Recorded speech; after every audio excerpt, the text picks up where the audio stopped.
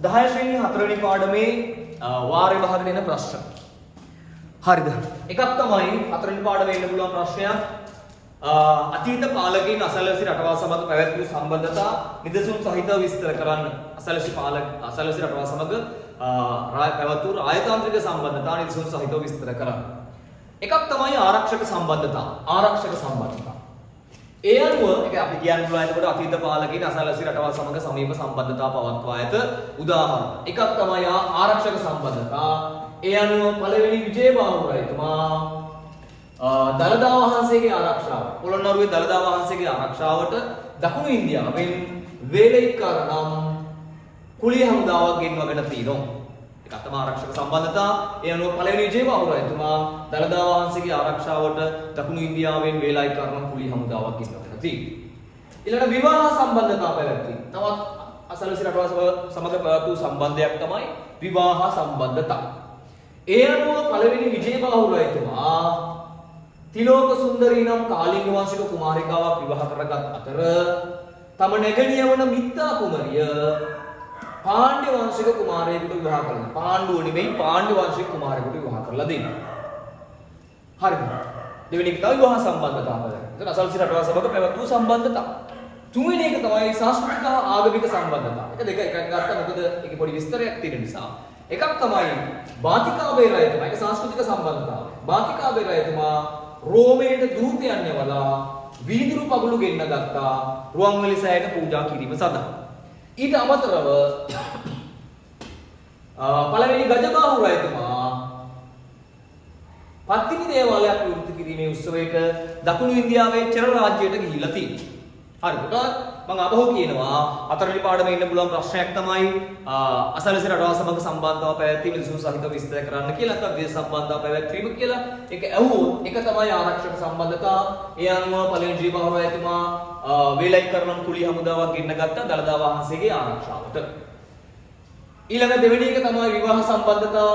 ඒ අනුව පළවෙනි විජේබාහුරයතුමා තිලෝක සුන්දරී නම් කාලිංග වංශික කුමාරිකාවක් විවාහ කරගත්තා. ඒ වගේම තමන්ගේ නැගණිය වන මිත්තා කුමරිය පාණ්ඩ්‍ය වංශික කුමාරයෙකුට විවාහ කරලා දුන්නා. ඒක විවාහ සම්බන්ධතාව. ඊට සංස්කෘතික සම්බන්ධතාව බාතිකාවේ රජතුමා රෝමයට දූතයන් යවලා වීදුරු පගුළු ගෙන්න ගත්තා රුවන්වැලි සෑයට පූජා කිරීම සඳහා. ඊට ආගමික සම්බන්ධතාව පළවෙනි ගජබාහු රජතුමා පත්තිනි දේවාලයක් විවෘත කිරීමේ උත්සවයට දකුණු ඉන්දියාවේ චර රාජ්‍යයට ගිහිල්ලා තියෙනවා. හරි. ඊළඟට හතරවෙනි පාඩමෙන් එන්න පුළුවන් තවත් ප්‍රශ්නයක් තමයි අතීතයේ පැවති ආර්ථික කටයුතු. හරි. අතීතයේ පැවති ආර්ථික කටයුතු කෘෂි කර්මාන්තය ඇසුරෙන් විස්තර කරන්න. අතීතයේ පැවති ආර්ථික කටයුතු කෘෂි කර්මාන්තය ඇසුරෙන් විස්තර කරන්න කියලා ප්‍රශ්නයක් එන්න පුළුවන්. හරි. ඒ අනුව කෘෂි කර්මාන්තයේ ප්‍රධාන කොටස් දෙකයි. හේන් වගාව හේවත් ගොඩගොවි තැන. අනිත් එක කුඹුරු වගාව හේවත් මඩ ගොවි තැන. ඒතර හේන හැඳින්වූ නම් තුනක් තියෙනවා. හරි. ඒක පස්සේ යමුකෝ. ඉතල හේන් වගාව. හේන් වගාව හේවත් ගොඩගොවි තැන. දැන් හේන හැඳින්වූ නම් තුනක් තියෙනවා. ඒ අනුව බුත්සරණේ සේන්, උම්මග ජාතකයේ සෙහෙන්, සෙල්ලිපිවල පිටිගිම් යන්නේ. හරි. උම්මග ජාතකයේ සේන්, බුත්සරණේ සේන්, උම්මග ජාතකයේ සෙහෙන්, සෙල්ලිපිවල පිටිගිම් යනුවෙන් හේන හඳුන්වලා තියෙනවා. ඊළඟට අලුතෙන් කපලා ගිනි තබාගත්ත හේන නවදැලි හේන වරක් දෙවරක් වගා කොට අතහැර දැමූ හේන කනත්ත කියලා හඳුන්වලා තියෙනවා. වරක් දෙවරක් වගා කොට අතහැර දැමූ හේන කනත්ත අලුතෙන් කපලා ගිනි තබාගත්ත හේන නවදැලි හේන ලෙස හඳුන්වලා තියෙනවා. ඊළඟට යල මහා මැද කියන කන්න තුනේ හේන් වගාව කරලා තියෙනවා. යල මහා මැද කියන කන්න තුනේ හේන් වගාව කරලා තියෙනවා. ඊළඟට හේන් වල තල මුං මිනේරි වැනි ධාන්‍ය වර්ග එළවලු පළතුරු වර්ග වගා කළ බවට සාධක අපිට හම්බ වෙනවා. ඊළඟට හේන ආරක්ෂා කරගන්න දඬු වැට ගැසීම, ගිනි මැල ගැසීම, පැල් රැකීම ආදී කාර්යයන් කරලා තියෙනවා. හරි. දඬු වැට කියන්නේ අර ලී දඬු එන පුච්චපුවාම ඉතුරුන දව කොටස් අරගෙන ලී දඬු එකට තියලා හිර කරලා හදා ගන්නවා වටක් සතුටුත් වෙන්න බැරි. හරි.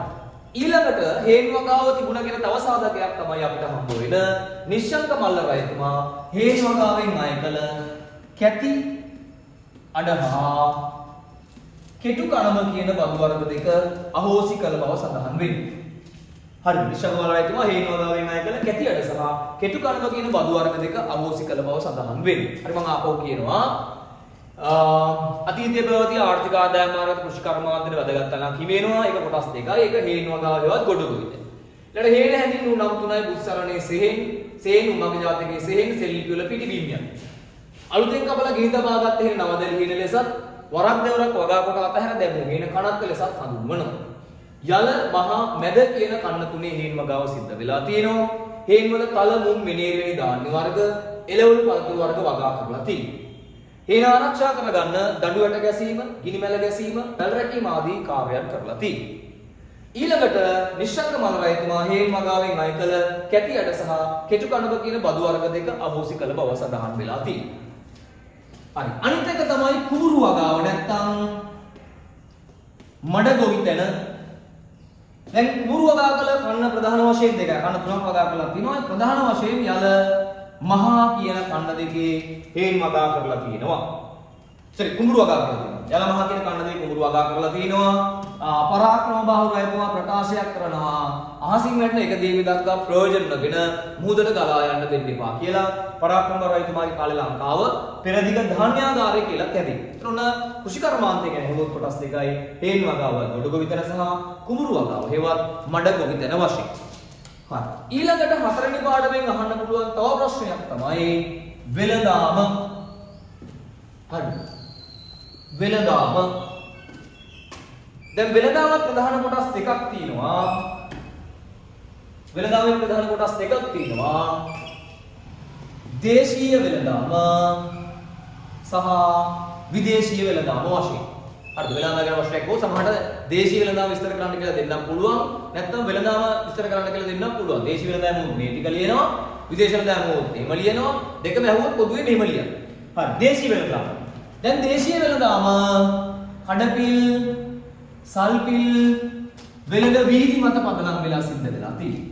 කඩපිල් සල්පිල් වෙළඳ වීදි මත පදනම් වෙලා සිද්ධ වෙලා තිනවා දේශීය වෙළඳාම. ඒකට අපිට සාධකයක් හම්බ වෙනවා.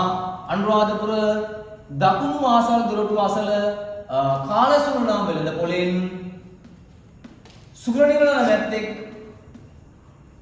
සුවඳ විලෝම පිළිදිගත් බව සඳහනක් තියෙනවා. හරිද? අනුරාධපුර දකුණු ආසල් දොරටු අසල කාලසුණුනම් වෙළඳ පොලෙන් සුරණි මල්ල නැත්තේ සුවඳ විලවුන් මිලදීගත් කොට සාධකයක් අපිට හම්බ වෙනවා විස්තරවල තියෙනවා. ඊළඟට වෙළඳාම බොහෝ විට සිද්ධ වෙලා තියෙන්නේ භාණ්ඩ හුවමාරුව මත. හරි වෙළඳාම බොහෝ සිද්ධ වෙලා තියෙන්නේ භාණ්ඩ හුවමාරුව මත සුළු වශයෙන් මුදල් භාවිතා වෙලා තියෙනවා. මුදල් භාවිතා වීම සුළු වශයෙන් සිද්ධ වෙලා තියෙනවා.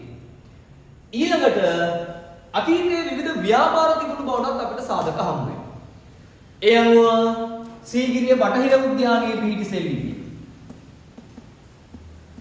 සීගිරිය බටහිර උද්‍යානයේ පිහිටි සෙල්ලිපියක අබල වපර යනුවෙන් සඳහන් වෙලා තියෙන්නේ අම්ල ව්‍යාපාරය නැත්නම් සියමලා වෙළඳාම. හරි සීගිරිය බටහිර උද්‍යානයේ සෙල්ලිපියක තියෙනවා අබල වපර නැත්නම් අම්ල ව්‍යාපාරය ගැන තොරතුරු. ඊළඟට වෙළඳාම සම්බන්ධයෙන් විවිධ නීති රීති පනවා තිබු බවට සාධක අපිට හම්බ වෙනවා. හතරවන උදේ රජුගේ සොරබරෝ ටැම්ලිපියේ අතම් හෝපිටිගම වෙළඳ පොළ ගැන තොරතුරු ඇතුළත් කරලා තියෙනවා. හෝපිටිගම සෙල්ලිපිය නැත්නම් සොරබරෝ ටැම්ලිපියේ හෝපිටිගම වෙළඳ පොළ සම්බන්ධයෙන් නීති රීති ඇතුළත් කරලා තියෙනවා. ඒ අනුව ඒක කියනවා වෙළඳ පොළට එන කරත්ත වලින් හැර වෙළඳ පොළ පසු කර යන කරත්ත වලින් බදු අය නොකළ යුතුය. ඒ කියන්නේ වෙළඳ පොළ මෙතන තියෙනවා නම් පාරේ යන කරත්ත වලින් බදු අය කරන්න බෑ. මේ වෙළඳ පොළට එන කරත්ත නැත්නම් මේකට ආපු කරත්ත වලින් විතරයි බදු අය කරන්න පුළුවන් කියලා නියමයක් තියෙනවා. වෙළඳ පොළට එන කරත්ත වලින් හැර වෙළඳ පොළ පසු කර යන කරත්ත වලින් බදු අය නොකළ යුතුය.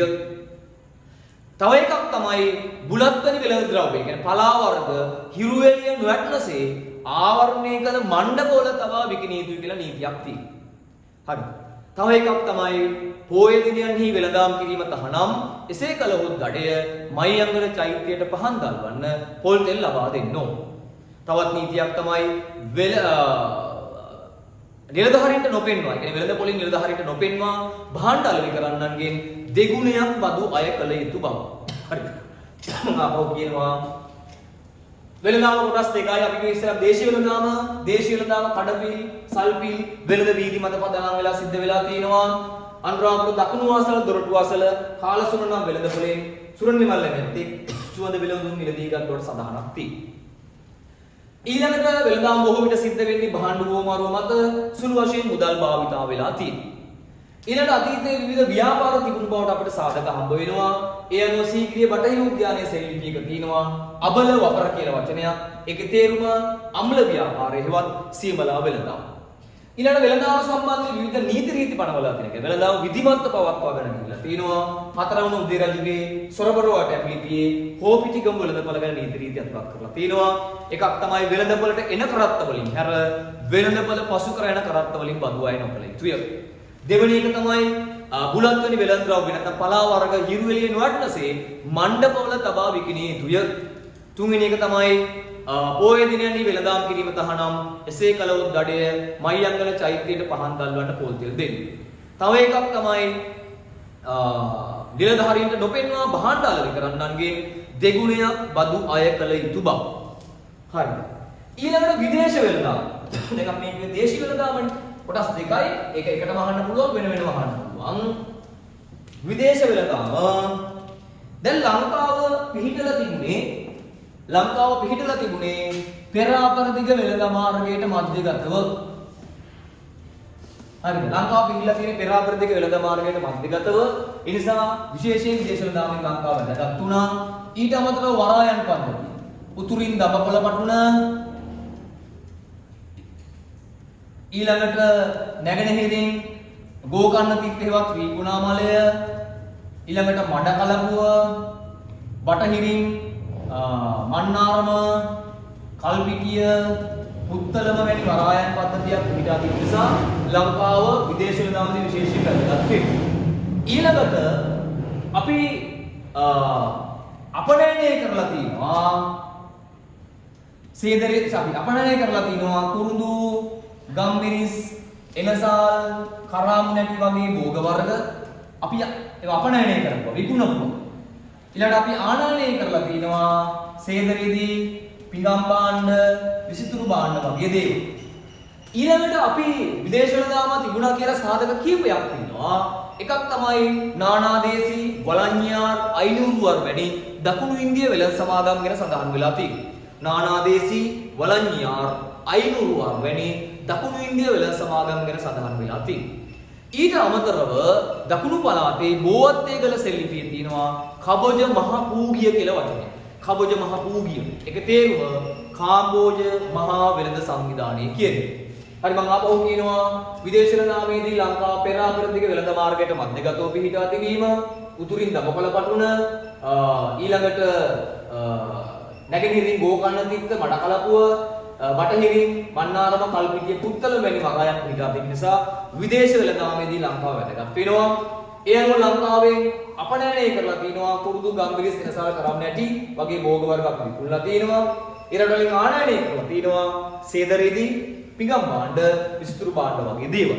ඒ අනුව අපි විදේශ සම්බන්ධතා තිබුණ එක සාධක අපිට හම්බ වෙනවා. එකක් තමයි නානාදේශී වලඤ්ඤාර් අයිනුරුවර් වැනි දකුණු ඉන්දිය වෙළඳ සමාගම් ගැන සඳහන් වෙලා තියෙනවා. අනිත් එක තමයි දකුණු පළාතේ බෝවත්තේගල සෙල්ලිපියේ කබොජ මහ පූගිය යන සඳහන් වෙලා තියෙන්නේ කාම්බෝජ මහා වෙළඳ සංවිධානය.